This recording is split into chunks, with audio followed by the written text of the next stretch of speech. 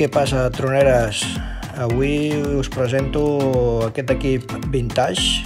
És una President Madison, un equip CB. En aquest cas ve d'Alemanya i té el mòdul de FM. La versió americana no tenia versió FM, només té AM i banda lateral. Com a curiositat, des de Reus es poden sentir estacions americanes aquests dies amb molta propagació. Aquí teniu com a vostre un botó. Sobretot al canal 6 acostumen a haver moltes estacions cridant amb molta potència.